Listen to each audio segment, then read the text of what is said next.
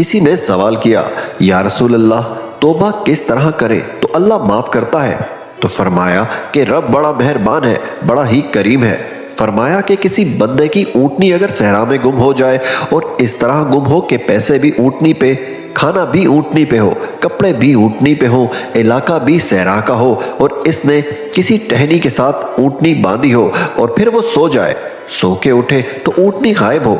अब वो इतना परेशान कि आगे पीछे दाएं बाएं देखा तो पता चला कि ऊँटनी तो गायब हो गई।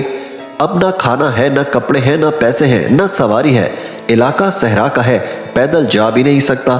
तो फरमाया कि जिस तरह वो बंदा बैठकर मौत का इंतजार करने लगता है और वो मुंतज़िर था कि अब मौत ही आएगी, अब कोई और सहारा नहीं।